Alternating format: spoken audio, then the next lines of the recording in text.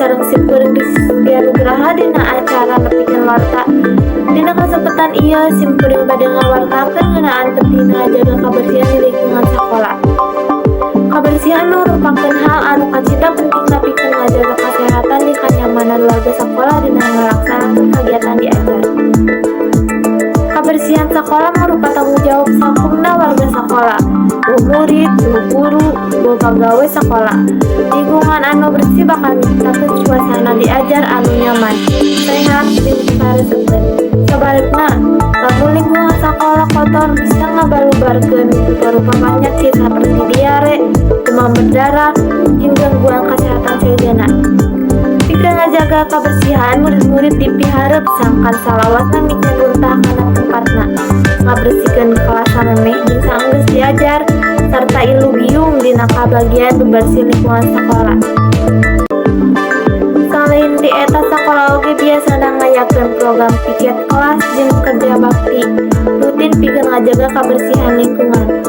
Kebersihan lain ukur ngeunaan lingkungan fisik, tapi oge mangrupa cerminan disiplin buayana gawe bareng antara murid guru jeung sakumna warga sekolah. Lingkungan sekolah anu bersih jeung sehat tangtu bisa diwujudkeun. Hal ieu bakal ngarojong proses diajar supaya leuwih optimal sarta ngahasilkeun generasi anu sehat jeung boga karakter anu hade. Sakitu wae warta nu simkuring. Assalamualaikum warahmatullahi wabarakatuh. Sinebut enjing pamirsa sadaya tukang deui sareng simkuring Rifana Dewiyanti dina program Sunda TV. Sababaraha warta anu asup ka redaksi Sunda TV bade didungikeun dina pidangan warta basa Sunda edisi Minggu tanggal 24 Mei 2022. Pamirsa, ieu ibadah salam. Aya kejadian unik anu jadi perhatian loba jalma serta rame di media sosial. Sepasang pengantin anyar milu kana konvoy pendukung Persib saenggeus acara nikahanna rengsek. Kejadian ieu lumangking waktu jalan teu rame ku para pendukung Persib. Pengantin lalaki jeung awewe anu masih keneh make baju pengantin katempo milu ngagabung jeung rombongan di jalan. Momen eta langsung narik perhatian jalma-jalma nu aya di dinya. Loba nu moto jeung ngarekam kejadian eta. Sababaraha urang oge ngabagiakeun pasangan eta kalayan suasanana anu pinuh ku kabagjaan. Video kejadian eta tuluy sumebar di media sosial sarta meunang rupa-rupa tanggapan ti netizen. Loba nu kagum sabab pasangan eta hayang ngarasakeun momen kabagjaan bari henteu hayang kaliwat suasana ramena pendukung Persib. Kejadian ieu nunjukkeun yen kabagjaan bisa datang ku rupa-rupa cara. Mugia pasangan pengantin eta salarosna bahagia di rumah tangganya. Pamirsa, mun sakitu pidangan warta dinten deui ieu.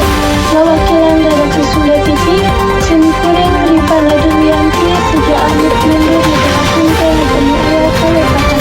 Wassalamualaikum warahmatullahi wabarakatuh. Assalamualaikum warahmatullahi wabarakatuh.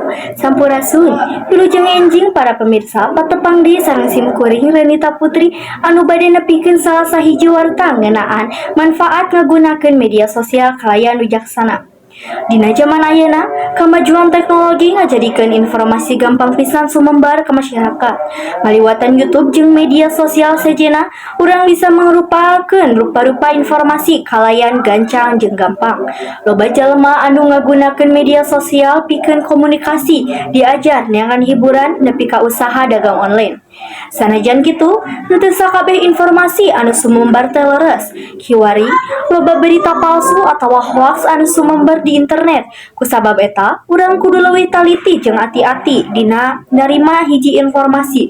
Ulah gampang percaya lamun can ece sumber jeung kabenaranana.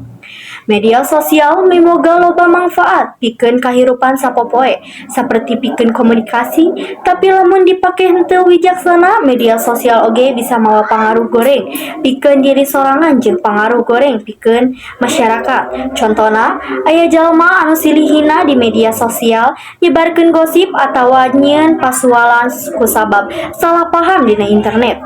Ku kituna, urang sadayana kudu bisa ngagunakeun media sosial kalayan hade jeung sopan santun dina nyarita, ulah nyebarkeun berita palsu serta ngagunakeun media sosial pikeun hal-hal anu positif jeung nu bermanfaat. Urang oge kudu bisa ngatur waktu supaya henteu kaleuwihan dina ngagunakeun HP jeung media sosial. Mudah-mudahan ku ayeuna ieu warta masyarakat bisa leuwih sadar kana pentingna ngagunakeun media sosial kalayan wijaksana supaya henteu ngarugikeun diri sorangan atawa batur. Sakitu wae warta anu kusim kuring bade ditepikeun. Hatur. Assalamualaikum warahmatullahi wabarakatuh. Wilujeng enjing pemirsa, tepang deui sareng abdi Reni Maharani dina warta dinten ieu. Aya beja panganjarna ngeunaan kaayaan cuaca di sababaraha daerah Indonesia nu ayeuna keur jadi perhatian masyarakat. Dina video nu sumebar di media sosial katingali hujan gede nyababkeun sababaraha jalan kakeueum ku cai sarta ngaganggu kagiatan warga sapopoe. Numutkeun kaayaan anu katingali dina video ieu, cai ngalimpas ka jalan, nepi ka sababaraha kendaraan hese ngaliwat. Sababaraha warga oge katingali keur usaha ningkahkeun cai sangkan tetep aman. Kaayaan cuaca sapertos kieu biasana disababkeun hujan anu langsung lila jeung curah hujan anu cukup luhur. Kukituna, warga dipiharep supaya leuwih ati-ati nalika kaluar imah, utamana lamun ngalewat tempat anu rawan banjir. Salian ti eta, masyarakat oge dipiharep tetep ngajaga kabersihan lingkungan sapertos teu mejan runta kasolokan sabab tiasa nyababkeun cai hese ngalir. Mudah-mudahan kaayaan tiasa gancang normal deui sarta warga tiasa ngalakukeun kagiatan sapertos biasa. Sakitu warta dinten ieu, hatur nuhun parantos nyimak dugi tepang deui dina warta salajengna. Wassalamualaikum warahmatullahi wabarakatuh. Assalamualaikum warahmatullahi wabarakatuh. Pamirsa tepang deui sareng simkuring dina acara Warta Sunda. Ayeuna simkuring baris ngarugikeun warta ngeunaan bencana banjir tumiba di sababaraha wewengkon. Hujan ageung anu turun dinten kamari parantos ngabalukarkeun banjir di sabaraha titik di wewengkon Kabupaten Bandung. Kalabat daerah Bale Endah, cai mitina naek ka jalan sareng pemukiman. Warga anu dugi ka ngaontal langkung ti 1,5 meter. Numutkeun katerangan warga satempat banjir ieu disababkeun ku curah hujan anu luhur sareng walungan anu teu tiasa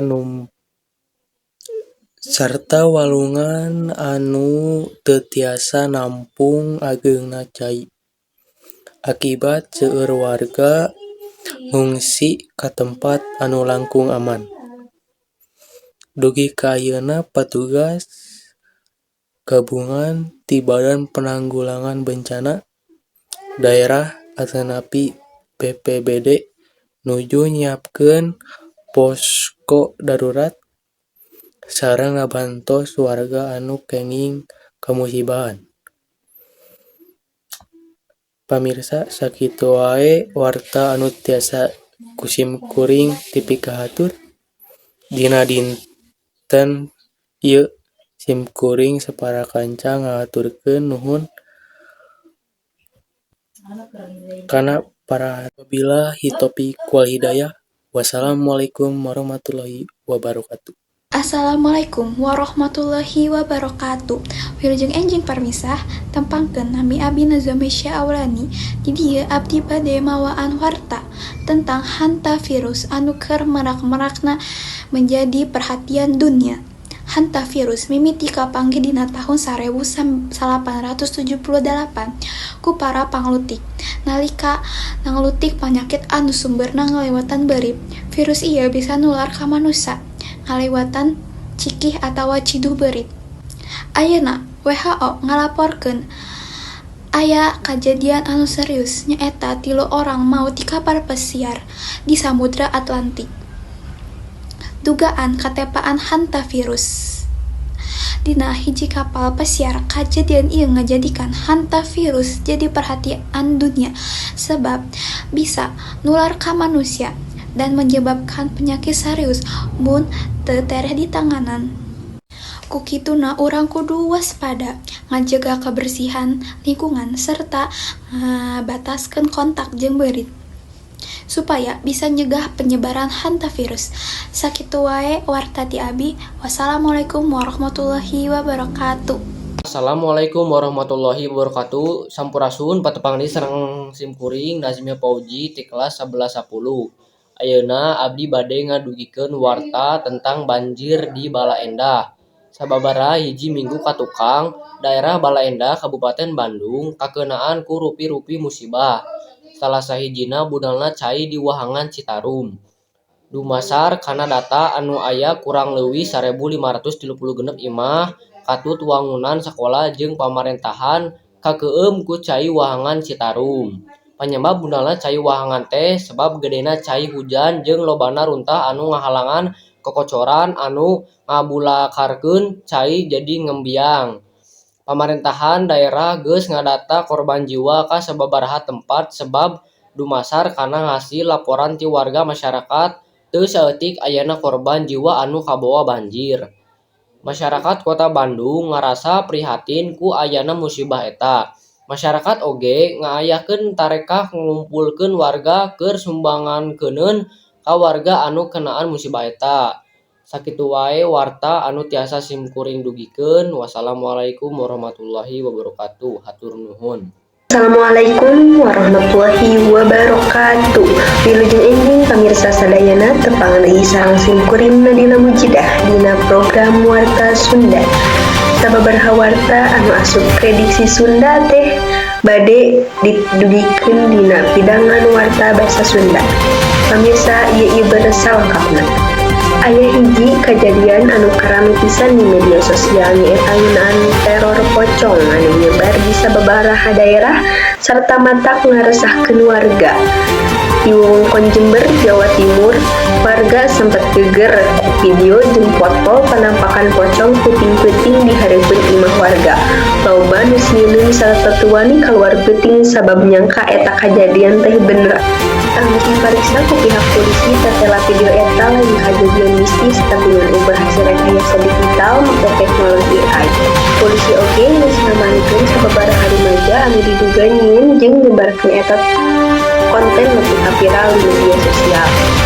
Kajadian ieu jadi pangeling pikeun urang sadaya supaya leuwih taliti dina narima informasi di internet. Ulah gampang percaya kana berita anu can ces buktina sabab bisa nyieun kaayaan jadi panik jeung ngarugikeun loba jalma.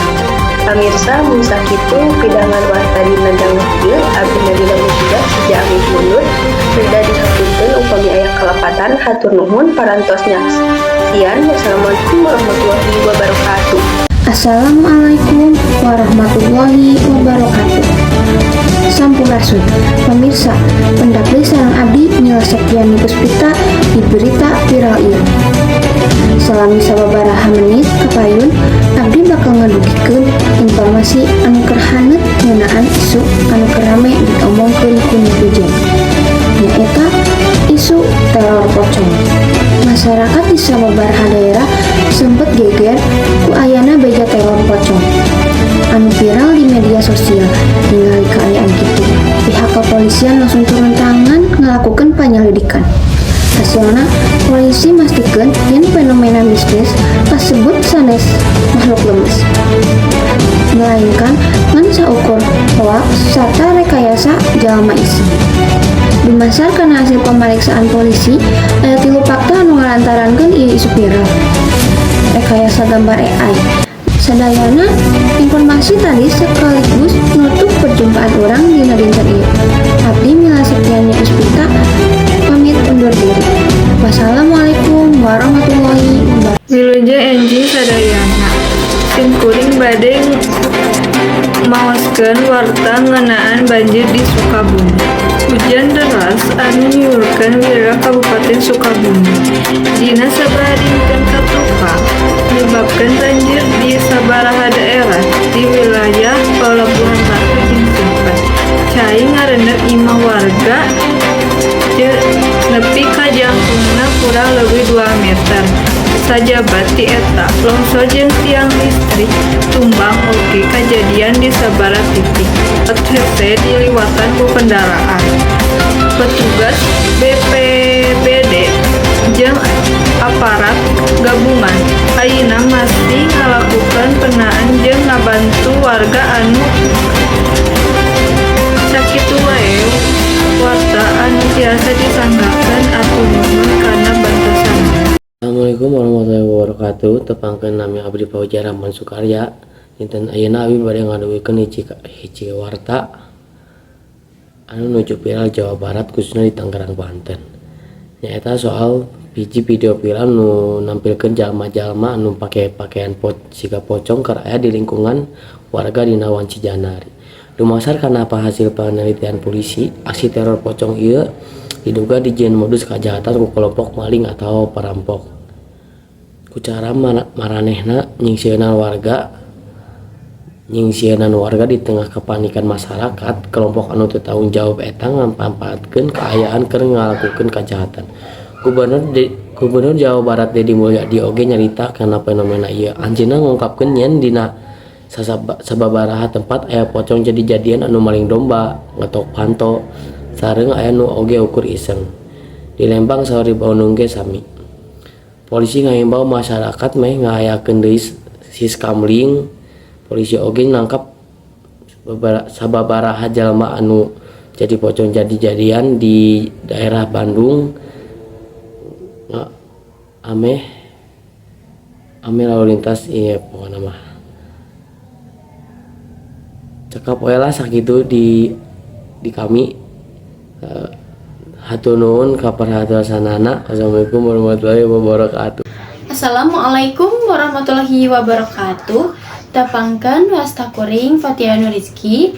Di dieu abdi bade mintonkeun warta anu judulna Pocong nu ngaganggu di Bandung Kulon, tetela gawean AI. 5 pemuda dicekel. Di wewengkon Padalarang, nepi ka Ngamprah, Bandung Kulon, warga kungsi hariwang lantaran sumebar video jeung foto pocong nu ceuk carita nguriling peuting nepi ka ngetok-ngetok panto jeung jandela. Awalna maranehna ngan ukur iseng hayang ngeureun babaturanna. Tapi lantaran video eta diteruskeun ku baraya jeung tatangga, carita ieu jadi gede nepi ka ngaganggu katentraman warga. Polisi tengah hukum secara pidana sabab pelaku masih rumaja jeung teu boga niat goreng. Maranehna ngan dibere bimbingan jeung dipapak ku indung jeung bapana. Polisi ngingetan masyarakat supaya leuwih hati-hati, henteu gampang percaya atawa ngabagikeun warta anu teu jelas sumberna. Lantaran teknologi AI ayeuna bisa nyieun hal palsu siga bener kanyataanna. Ayeuna kaayaan di Bandung Kulon geus aman deui. Sakitu warta anu dipintonkeun ku simkuring. Wassalamualaikum warahmatullahi wabarakatuh. Assalamualaikum warahmatullahi wabarakatuh. Sampurasun, wilujeng enjing para pamirsa, patepang deui sareng simkuring Dina Agustin anu bade nepikeun salah sahiji warta ngeunaan Persib Bandung anu meunangkeun juara hat-trick. Persib Bandung resmi jadi juara pikeun katilu kalina berturut-turut dina Liga Super Indonesia usum 2025-2026. Kemenangan ieu langsung dirayakeun ku ribuan bobotoh sa-Jawa Barat di Bandung tepi ka Sumedang. Kepala Dinas Pariwisata jeung Kabudayaan nyarios suasana pahara meriah tapi tetep aman dan tenang. Ieu mangrupa kabagjaan barudak Jabar nu geus ditunggu-tunggu. Persib jadi tim unggaran di Indonesia hiji rekor nu hese ditandingkeun. Ngaran Bandung jeung sa-Jawa Barat pikeun kasohor diharapkeun sumanget ieu bisa ngahijikeun di sukumna warga sarta ngajaga kabiasaan nu hade dina ngarojong tim anu dipikaresep. Sakitu wae warta anu pusing kuring ditepikeun. Hatur nuhun. Wassalamualaikum warahmatullahi wabarakatuh. Wilujeng enjing sadayana puji sareng syukur orang sanggakeun ka Gusti Nu Maha Suci. Margi ku rahmat sareng karuniana urang sadaya tiasa kempel di ieu tempat dina kaayaan sehat walafiat. Tepangkeun simkuring Denis Muhyiddin bade nepikeun sakedik warta ngeunaan pentingna ngajaga lingkungan sakola supaya tetap bersih, rapi, sareng nyaman kanggo kagiatan diajar sapopoe. Lingkungan sekolah mangrupakeun tempat anu penting pikeun murid dina ngalaksanakeun proses diajar. Kusabab eta, kabersihan sareng kaendahan lingkungan sekolah kedah dijaga ku sadayana warga sekolah. Upaya anu tiasa dilakukeun diantarana nyaeta mikeun runta dina tempatna, ngalaksanakeun piket kelas sakalayan tanggung jawab, bebersih halaman sekolah, sareng miara tangkalan anu aya di lingkungan sekolah. Lingkungan anu bersih tiasa ngajadikeun suasana diajar langkung nyaman, sehat, sareng kondusif. Salian ti eta, kabiasaan ngajaga kabersihan oge tiasa ngalatih rasa disiplin, tanggung jawab, sareng gotong royong antar murid. Ku aya gawe babarengan ti sadaya warga sakola. Tangtos lingkungan sakola bakal tetep asri sareng merenah kanggo diajar. Kukituna hayu urang sadaya langkung sadar kana pentingna ngajaga kabersihan sareng kaendahan lingkungan sekolah. Ulah ngantosan diparentahkeun tapi mimiti ti diri sorangan. Pikeun salawasna ngajaga lingkungan supaya tetap bersih sareng rapi. Mugia ku lingkungan sekolah anu sae urang sadaya tiasa diajar kalayan langkung semangat sareng ngahontal prestasi anu hade. Hatur nuhun kana perhatosana. Wassalamualaikum warahmatullahi wabarakatuh. Assalamualaikum warahmatullahi wabarakatuh. Wilujeng enjing sadayana wargi Jawa Barat tepangri sareng abdi Dalpa Adelia Putri dina warta anyar. Dinten ieu Kota Bandung pinuh kabungahan sanggeus Persib Bandung juara dina kompetisi musim 2002 genep. Ribuan bobotoh turun ka jalan pikeun milu konvoy kemenangan Maung Bandung kalayan tertib semangat luar biasa. Oge ngahimbau masyarakat supaya ngajaga keamanan, kebersihan, sareng teu ngalakukeun tindakan anarkis salila perayaan berlangsung. Kemenangan Persib tahun ieu janten kabanggaan sanes ngan ukur kanggo bobotoh. Tapi oge kanggo masyarakat Jawa Barat sadayana. Mugia Persib Bandung tiasa terus masihan prestasi anu pangsaena sareng ngajaga semangat sportivitas. Hatur nuhun parahatosan nyaksian warta dinten ieu. Abdi Dalpa Adelia Putri undur diri. Wilujeng enjing sareng salam hiji hati kanggo Persib Bandung. Assalamualaikum warahmatullahi wabarakatuh. Wilujeng enjing pamiarsa pendak deui sareng abdi Anissa Sapabilkis dina program Warta Jabar. Sadaya informasi anu aktual, faktual, terpenting parantos disiapkeun ku tim redaksi kanggo nyarengan dinten anjeun ayeuna. Pamiarsa, tina warta munggaran Kota Bandung diulas ku warna Paul sakumaha ribuan bobotoh ngagidirkeun jalanan dina konvoy menangna Persib. Jalan Asia Afrika jeung mall sakurilingna pinuh kacida ku lautan-lautan manusia bobotoh nying soreng Bandung. Kajadian anu kacida ramehna sarta benar-benar aktual lumangsung di pusat Kota Bandung dina poe Minggu 24 Mei 2020 genep. Jalan Asia Afrika sakali deui jadi saksi sajarah sabada dipadati ku puluhan ribu bobotoh anu ngayakeun konvoy raragna juara Persib Bandung. Eueuh ngan ukur jalan protokol kaayaan faktua di lapangan nembongkeun yen pusar balanjaan atawa mal-mal anu aya di sakureunana. Sapados King, Shopping Center, jeung Jogja Kepatihan oge milu pinuh ku macet ku jalma anu make baju Paul sahingga ngajadikeun ekonomi jeung pariwisata kota ngilu ngaluncak.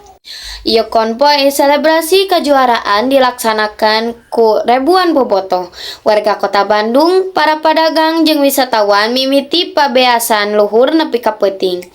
Di sapanjang Jalan Asia Afrika, Jalan Braga, serta mal-mal di sakureunana nu matak penting diperatoskeun ieu kajadian bisa lumangsung jalaran.